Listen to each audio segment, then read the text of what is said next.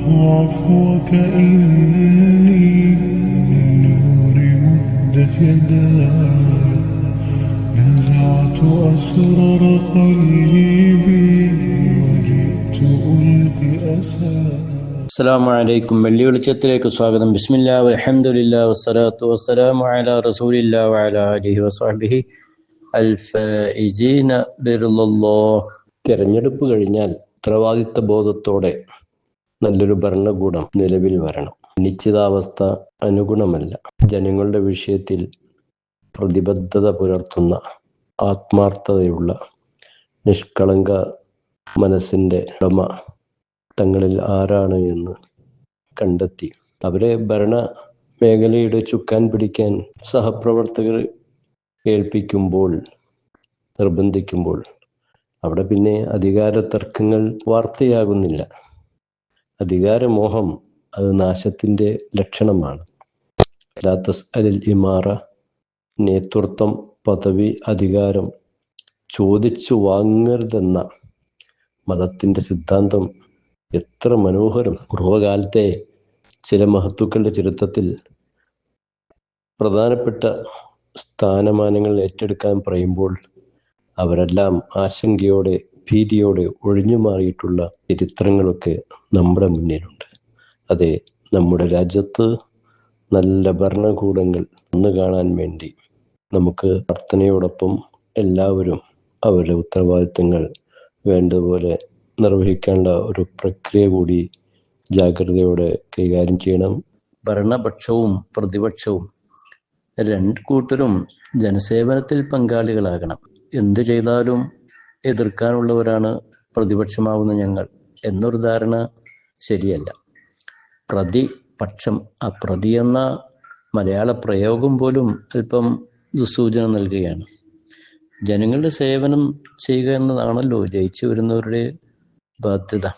അതേസമയം തെറ്റുകൾ കണ്ടാൽ പിന്നെ അവിടെ നോക്കി നിൽക്കരുത്. ഷെയ്ഖ് അബ്ദുൽ ഖാദിർ ജീലാനി റളിയല്ലാഹു അൻഹുവിൻ്റെ മദഹ് ഗീതങ്ങൾ ഓതുമ്പോൾ അനവധി പ്രത്യേകതകളിൽ ഒരു വാക്യം സാന്ദർഭികം ചിന്തിക്കാം. ഷെയ്ഖു അബ്ദുൽ ഖാദിർ ബിൽ മൗഇളത്തിൽ ഹസന അൻ യറുദ്ദ കതീറൻ മിനൽ ഹുകാമിൽ ളാലിമീൻ അൻ ദുൽമിഹിം. ഷെയ്ഖ് അവറുകൾ നല്ല ഉപദേശത്തിലൂടെ ധാരാളം ധിക്കാരികളായ ഭരണാധികാരികളെ അവരുടെ ധിക്കാരത്തിൽ നിന്ന്, അതിക്രമങ്ങളിൽ നിന്ന് പിന്തിരിപ്പിക്കാൻ മഹാനവറുകൾക്ക് കഴിഞ്ഞു. അപ്പോൾ ഭരണക്കാരാണല്ലോ, നേതാക്കളാണല്ലോ, എങ്ങനെ പറയും? അല്ല, നന്മയുടെ ലക്ഷണം എന്നാൽ അവരുടെ മുഖത്ത് നോക്കി കാര്യങ്ങൾ പറയണം. കാര്യമായ ഭരണാധികാരിയുടെ മുഖത്ത് നോക്കി സത്യം പറയണം എന്നല്ലേ മതത്തിൻ്റെ തത്വം. ഹിശാം ഇബ്നു ഹക്കീം റളിയല്ലാഹു അൻഹുവിൽ നിന്ന് ഉദ്ധരിക്കുന്ന കാണാം, മർറ ബിശ്ശാം അലാ ഉനാസ്. ഷാമിൽ അദ്ദേഹം ഇങ്ങനെ കുറച്ച് ആളുകളുടെ സമീപത്തൂടെ നടന്നു പോകുമ്പോൾ അവരെ സൂര്യൻ്റെ അതിശക്തമായ ചൂടിൽ നിർത്തി ശിക്ഷിക്കപ്പെടുന്ന ഒരു അവസ്ഥ കണ്ടു. എന്തോ തലയിൽ എണ്ണ സൈത്തണ്യോ മറ്റൊക്കെ ഒഴിച്ചിട്ടുണ്ട്.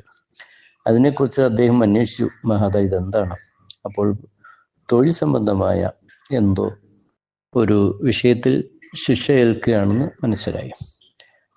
മുത്തനബി സല്ലല്ലാഹു അലൈഹി വസല്ലം തങ്ങളുടെ ഒരു പ്രഖ്യാപനം അവിടെ വെച്ച് അദ്ദേഹം പ്രഖ്യാപിച്ചു, ദുനിയാവിൽ ജനങ്ങളെ ശിക്ഷിക്കുന്നവരെ അല്ലാഹു ശിക്ഷിക്കും. തീർന്നില്ല.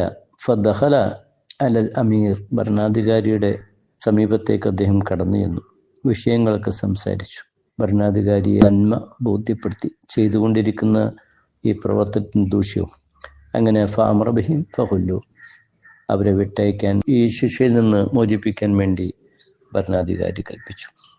ഇവിടെ നമുക്കുള്ള പാഠം എന്താണ്? ഭരിക്കുന്നവരിൽ ചില സ്വാർത്ഥതയൊക്കെ വന്നേക്കാം, അത് സ്വാഭാവികമാണ്. പൊതുമുതലാകെ ചിലപ്പോൾ കൊള്ളയടിക്കുക, അല്ലെങ്കിൽ വേർതിരിച്ച് ഭരിക്കുക, തൻ്റെ കക്ഷികളെ കൂടുതൽ പ്രീതിപ്പെടുത്തുക, മറ്റുള്ളവരുടെ ആവശ്യങ്ങളോട് പുറംതിരിഞ്ഞ് നിൽക്കുക, ഇതൊക്കെ കാണുന്നുണ്ടല്ലോ. സ്വന്തം ആളുകളെ സംരക്ഷിക്കാൻ ഹീനമായ മാർഗങ്ങൾ. ഒരു ഹദീസിൻ്റെ ഭാഷ നോക്കുക. പ്രവാചകൻ സല്ലല്ലാഹു അലൈഹി വസല്ലമയുടെ സമീപത്തേക്ക് ഒരു കമ്പനി വരികയാണ് ഒരു സ്ത്രീയുടെ കാര്യത്തിൽ. ന്യായമല്ലാത്തൊരു വിഷയമാണ്. നബിതങ്ങൾ അവിടെ തിരുത്തിയില്ലേ? അവിടെ എണീറ്റ് നിൽക്കുന്നൊരു പ്രസംഗം നടത്തുന്നത് കാണാം. അമ്മാ ബഅദ് ഫഇന്നമാ അഹ്ലക്കല്ലദീന മിൻ ഖബ്ലിക്കും, മുമ്പുള്ള ചില ആളുകൾക്ക് നാശം എന്താണെന്ന് പറയുമ്പോൾ ഇന്നഹും ഇദാ സരിഖ ഫീഹിമു ശരീഫ് തർക്കുഹു, ഉന്നതന്മാർ വല്ല മോഷണവും മറ്റൊക്കെ നടത്തി എന്നാൽ അവരങ്ങ് വിട്ടയച്ചേക്കും. ഇദാ സരിഖ ഫീഹിമുൽ ദഈഫ്, ദുർബലരായ ആളുകൾ മോഷണം നടത്തിയാലോ അഖാമു അലൈഹിൽ ഹദ്ദ, ശിക്ഷ നടപ്പാക്കും. എന്നിട്ട് പ്രവാചകൻ പറഞ്ഞു ഇന്നി വല്ലദീ നഫ്സി ബിയദിഹി ലൗ അന്ന ഫാത്തിമ ബിൻത മുഹമ്മദ് സരിഖത് ലഖതഅതു യദഹാ. പ്രവാചകന്റെ പ്രഖ്യാപനം നോക്കുക, മുഹമ്മദിന്റെ മകൾ ഫാത്തിമ ആണ് മോഷണം നടത്തിയതെങ്കിലും അവളുടെ കരം മുറിച്ചു കളയും, നഊദു ബില്ലാഹ് എന്ന് പറഞ്ഞാൽ ശിക്ഷ നടപ്പാക്കും. അപ്പോൾ സ്വന്തം പാർട്ടിയിൽപ്പെട്ടവരോ അല്ലെങ്കിൽ സ്വന്തം കുടുംബത്തിൽപ്പെട്ടവരോ തെറ്റുകൾ ചെയ്യുമ്പോൾ നോക്കി നിൽക്കുക, നിയമം നടപ്പാക്കാൻ മടിക്കുക, കാർക്കശ്യമില്ലാതിരിക്കുക, ഇങ്ങനെയൊക്കെ കണ്ടുവരുന്ന ഒരവസ്ഥ. ഇതൊന്നും ഭരണരംഗത്ത് ശരിയല്ല. അപ്പോൾ നമ്മുടെ പഞ്ചായത്ത് മുതൽ പാർലമെന്റ് വരെ ഭരണകക്ഷികൾ നീതിപൂർവമായി വേർതിരിവില്ലാതെ എല്ലാവരെയും തുല്യമായി കാണുന്ന ഒരവസ്ഥ. ജനക്ഷേമവും ജനസേവനവും ഒക്കെ മുദ്രയാക്കിയാൽ പിന്നെ അവിടെ എന്ത് വേർതിരിവ്? ഇല്ലല്ലോ. ഇപ്പോൾ ബഹുമാനപ്പെട്ട അബ്ദുറഹ്മാൻ ഔഫ് തങ്ങളുടെ അടുത്തേക്ക് ഒരിക്കൽ ഭരണാധികാരി ഉമർ തങ്ങൾ കടന്നില്ലേ. അബ്ദുറഹ്മാൻ ഔഫ് ചോദിക്കുന്നുണ്ട്, മല്ലദീ ജാഅ ബിക ഫീ ഹാദിഹി സഅ യാ അമീറുൽ മുഅ്മിനീൻ, അമീറുൽ മുഅ്മിനീൻ എന്താ ഈ സമയത്ത് ഇവിടെ? അപ്പോൾ ഉമർ റളിയല്ലാഹു പറഞ്ഞു, ഞാനൊരു സംഘത്തിന് സമീപത്തുകൊണ്ട് നടന്നുപോയി. അവരെവിടെ മറ്റു വന്നവരാണ്. അപ്പോൾ അവര് ഇതാ ബാത്തു നാമു, രാത്രിയാകുമ്പോൾ ഉറങ്ങുമല്ലോ, ഫഖശിതു അലൈഹിം സർഖ്, വല്ല മോഷണം അവരുടെ സമീപത്ത് നടക്കുമോ എന്ന് ഞാൻ ഭയപ്പെട്ടു. അതുകൊണ്ട് ഫന്തലഖ് ബിനാ നഅ്സും, അബ്ദുറഹ്മാൻ ഉമർ തങ്ങൾ പറയാണ്, വരൂ നമുക്ക് അവരെ കാവൽക്കാരാകാം. അങ്ങനെ ഫന്തലഖോ, അവർ രണ്ടുപേരും സംരക്ഷിക്കാൻ വേണ്ടി പോവുകയാണ്. ആ സംഘത്തിന്റെ അടുത്ത് അവരിയ്ക്കുന്നു യഹ്ദിസാൻ, കാവൽക്കാരായിട്ട്. സുബഹി സമയമായപ്പോൾ അവിടെ ഉമർ റളിയല്ലാഹു അൻഹു വിളിച്ചു പറഞ്ഞു, യാ അഹ്ല റഫഖ് അസ്സലാ, നിസ്കാരത്തിന് സമയമായി. ഇവിടെ ഭരണാധികാരി ചെയ്തെന്താ? കൊട്ടാരത്തിലേക്ക് പോയി സുഖമായി ഉറങ്ങുകയല്ല. പ്രജകളിൽ ജനങ്ങളിൽ ആർക്കെങ്കിലും എന്തെങ്കിലും ആപത്ത് വരുമോ എന്ന ഭയം. അപ്പോൾ അതിന് പരിഹാരമുണ്ടാക്കുകയാണല്ലോ. സുബ്ഹാനല്ലാഹ്. അബ്ദുൽ മുബാറക് തങ്ങൾ പറയുന്നുണ്ട്, ഒരു ലീഡർ ഭരണാധികാരിയുടെ ക്വാളിറ്റി തൻ്റെ വിവരക്കുറവ് മറ്റുള്ളവരെ മേൽ കെട്ടിവെക്കരുത്. മറ്റുള്ളവരിൽ നിന്നുള്ള വൈഷമ്യങ്ങൾ സഹിക്കാനുള്ള മനസ്സ് വിശാലമാകണം.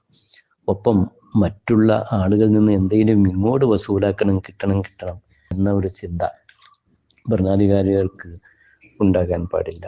ഇതാണ് ഒരു ലീഡറുടെ ക്വാളിറ്റി എന്ന് പറയുമ്പോൾ, അതെ, ജനങ്ങളുടെ ഉത്തരവാദിത്വം ഏറ്റെടുത്ത് അധികാര കേന്ദ്രങ്ങളിലെത്തിയവർ അവരെല്ലാം ജനങ്ങളോട് നീതി കാണിച്ച് അവരുടെ ഉന്നമനത്തിനു വേണ്ടി, ഗുണത്തിനു വേണ്ടി, നന്മയ്ക്ക് വേണ്ടി വിദ്യാഭ്യാസ രംഗങ്ങളിലായാലും ആരോഗ്യ മേഖലയിലായാലും കാർഷിക രംഗത്തായാലും നാടിൻ്റെ ഇതര വികസന പ്രക്രിയയിലായാലും ആത്മാർത്ഥമായി ശ്രമിക്കുക.